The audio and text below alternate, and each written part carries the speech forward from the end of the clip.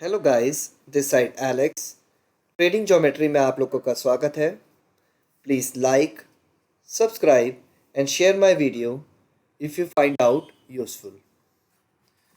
So guys, जैसा कि मैं आप लोग को अपनी प्रीवियस वीडियोस में ऑलरेडी कुछ ज्योमेट्रिकल पैटर्न्स को यूज़ करते हुए मैं बता चुका हूँ कि हम कैसे अपने सपोर्ट और रेजिस्टेंस जोन को फाइंड आउट कर सकते हैं इन एंगल्स को ड्रॉ करके।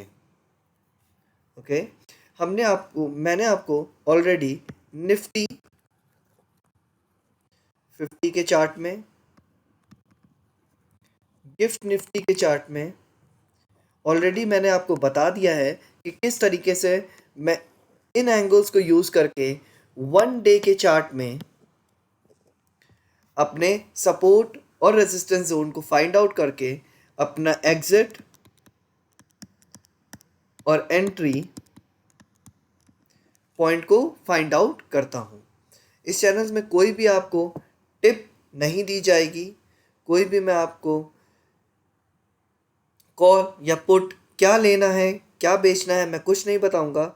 मैं सिर्फ और सिर्फ आपको एक एजुकेशन पर्पस की तरह मैं आपको ये बताऊंगा कि किस तरह से इन एंगल्स को यूज़ करते हुए आप खुद से अपने एग्जिट और एंट्री पॉइंट को फाइंड आउट कर सकते हो। ओके, सो जैसा कि मैंने प्रीवियस वीडियोस में आपको ऑलरेडी दिखा चुका हूँ, गिफ्ट निफ्टी और निफ्टी 50 का वन डे के चार्ट में कैसे हम यूज़ कर सकते हैं। इसमें मैं बैंक निफ्टी के चार्ट को यूज़ करूँगा। आप जैसा कि देख पा रहे हो, बैंक निफ्टी का चार्ट है ये, और इस चार्ट को यूज़ करते हुए वन डे के चार्ट में मैं आपको बताऊंगा कि किस तरीके से मैं इसमें अपने सपोर्ट एंड रेजिस्टेंस जोन्स को फाइंड आउट करूंगा इन एंगल्स के द्वारा। Okay,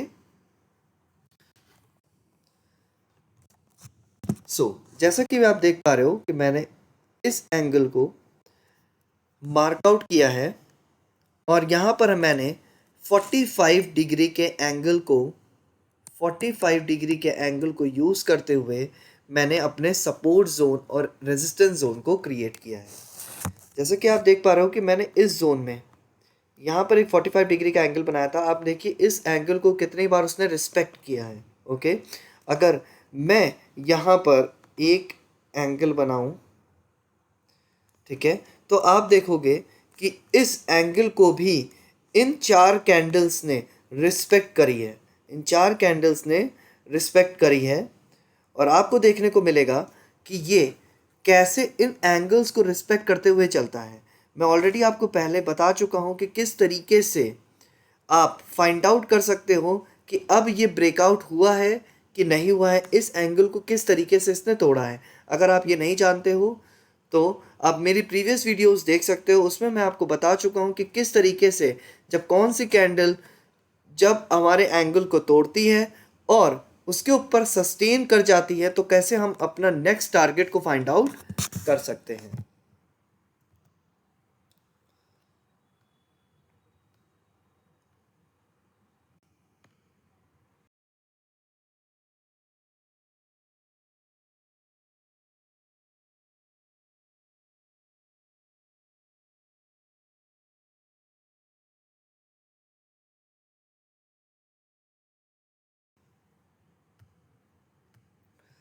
sorry guys, so like this, आपने देखा कि यहाँ पर इस एंगल को उसने सपोर्ट के तौर पे यूज़ किया और तीन कैंडल ने इस लाइन को, इस एंगल को तोड़ने की, यानी इसके आगे निकलने की कोशिश करी बट नहीं निकल पाई। तो उसके बाद जैसे ही सस्टेन करी अंदर, तो इसने अपना जो नेक्स्ट टारगेट था इस एंगल का, वो था ये। देखिए उस एंगल ने इस टारगेट को अचीव किया। इस एंगल को तोड़ने के बाद मार्केट सस्टेन हुई तो हमारा टारगेट था ये, उस टारगेट को पूरा कर लिया। अब इस टारगेट को पूरा करने के बाद आपको ये देखना है कि इस टारगेट को तोड़ के मार्केट सस्टेन करती है कि नहीं करती है। तो नेक्स्ट टारगेट हमारा ये रेड कैंडल है और देखिए इस टारगेट को सस्टेन करने के बाद, दो कैंडल सस्टेन करने के बाद इसने आपका टारगेट को फुलफिल किया है। ओके, क्योंकि हम वन डे के चार्ट की बात कर रहे हैं, इट मीन्स हम लोग 1 मंथ 1 वीक के टारगेट्स को लेके चलेंगे। ओके, 1 मंथ या 1 वीक के टारगेट को लेके चलेंगे। ठीक है, अगर हम 1 वीक के टारगेट को लेके चलते तो हम इस बॉक्स को और भी छोटा कर सकते हैं। इन बॉक्सेस को कैसे ड्रॉ करना है मैं आपको बताऊंगा। अब ये देखिए, अब यहां से जब आपने क्रॉस किया, इट मीन्स अब ये आपकी जो लाइन है, ये आपका टारगेट बन जाता है। इस लाइन को जब इसने टच किया है, ठीक है, तो आपको पता चल गया है कि अब ये सबसे रेजिस्टेंस है। अब यहाँ से मार्केट कुछ देर के लिए साइडवेज होगी या तो डायरेक्टली ऊपर लिखेगी, ये हमारा टारगेट बनाएगी। ओके, तो इस तरीके से हम लोग ने देखा कि इस मार्केट को यूज़ करते हुए, जैसा कि आप देख पा रहे हो, इस लाइन को ड्रॉ करने के बाद आप देखेंगे कि यहाँ पर मार्केट ने कुछ दिन सस्टेन किया, उसके बाद हमारा टारगेट अचीव किया। ये लाइन जैसे ही क्रॉस हो गई है तो हमारा नेक्स्ट टारगेट ये रेड लाइन है। और आप देखिए 4-5 डेज सस्टेन करने के बाद 1 2 3 4 5 6 7 8 9 10 डेज साइडवेज रहने के बाद मार्केट ने आपके टारगेट को अचीव किया है। ओके, इसका इन एंगल्स को यूज़ करते हुए अगर आप शॉर्टिंग करते हैं, ठीक है, तो मैं ऑलरेडी कॉन्सेप्ट के बारे में आपको बता चुका हूँ कि शॉर्टिंग में आपको 2 तरीके से फ़ायदा होता है। आप जो मार्केट का डीके का जो अमाउंट है उसको भी आप अपने प्रॉफिट में कैप्चर कर लेते हो। ठीक है, तो ये जो पॉइंट है उनको आप अपने प्रॉफिट में कैप्चर कर सकते हो। ओके, तो अगर हम शॉर्टिंग करते हैं तो हमारे लिए ये जो 10 दिन थे वो प्रॉफिटेबल हो जाते। ओके, अगर वन साइडेड जाते हो तो मे भी यहाँ पर आपको लॉस का सामना करना पड़ जाता, क्योंकि ये जो मार्केट, अगर आप इंट्राडे ट्रेडिंग कर रहे हो या ट्रेडिंग कर रहे हो फॉर लॉन्ग टर्म, ट्रेडिंग का मतलब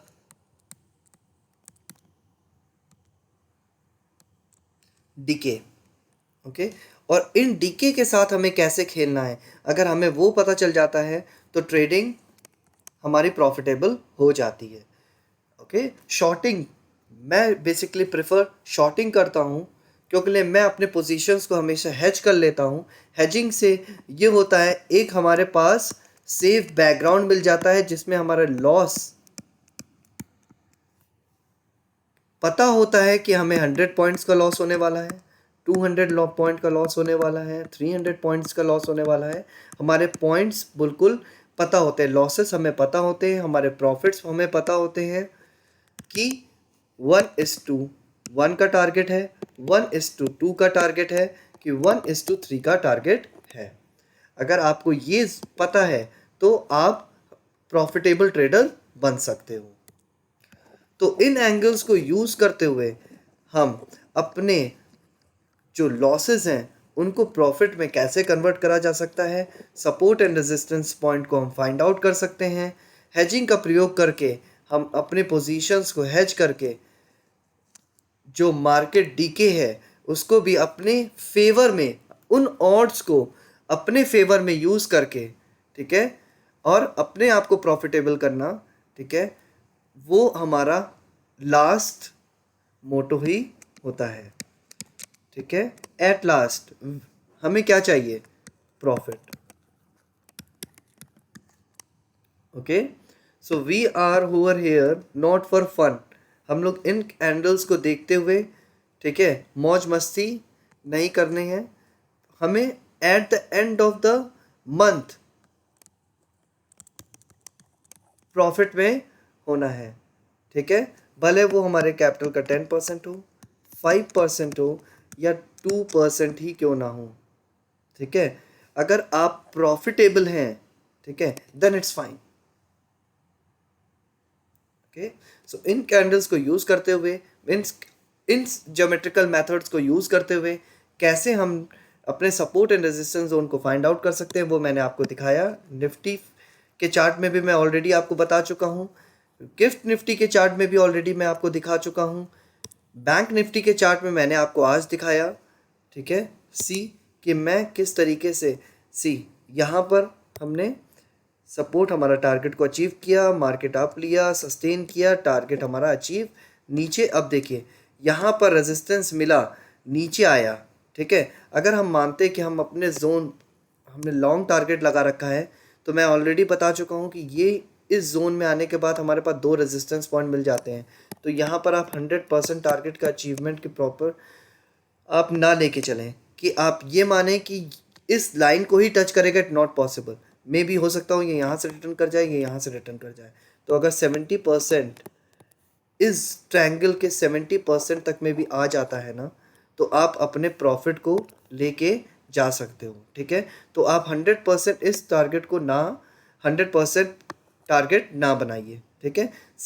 यहाँ पर हमने अचीव किया। अगर हमारे 70% का भी टारगेट होता, हम यहाँ पर भी मान के चलते, तो देखिए मार्केट हमारे सपोर्ट, यहाँ पर जो सपोर्ट जोन है, ये जो रेड लाइन है, वो हिट उसने अभी तक उसके नीचे क्लोजिंग नहीं दी है। तो हमारा जो SL है, स्टॉप लॉस है, वो अभी तक हिट नहीं हुआ है। उसके बाद देखिए अगर आपने शॉर्टिंग कर रखी है, तो ये पॉइंट भी हमारा जो डीके का पॉइंट आएगा इस समय भी, ठीक है, उसमें हमारा हम किस में हो जाएंगे, प्रॉफिट में हो जाएंगे। उसके बाद जब हमारा टारगेट अचीव होगा तो दैट इज़ योर प्रॉफिट, ठीक है। अदरवाइज यहाँ पर होने के बाद अगर आप विदाउट हेजिंग, अगर आप सिर्फ वन साइडेड भी हैं, ठीक है, तो आपका SL हिट नहीं हुआ है और आप यहाँ पर आप प्रॉफिटेबल हो जाएंगे, क्योंकि ये जो कैंडल्स बनी है वो अराउंड 700 to 800 पॉइंट्स की कैंडल है, ठीक है। आप मेरे चार्ट को आप कैप्चर कर सकते हो और आप अपने चार्ट से कंपेयर कर सकते हो। अगर आप देखोगे तो यहाँ से यहाँ तक, इस पॉइंट से इस पॉइंट तक कम से कम आपको 500 to 600 पॉइंट देखने को मिलेंगे, ओके, ठीक है। थैंक्स अ लॉट, आज के लिए बस इतना ही। बाकी नेक्स्ट वीडियो में मैं आपको बताऊंगा कि इन्हीं एंगल्स को यूज़ करते हुए हम लोग फिन निफ्टी में कैसे अपने एग्जिट और टारगेट पॉइंट्स को ढूंढ सकते हैं, okay. Bye bye guys, take care, please like and subscribe my video, have a great day, bye bye.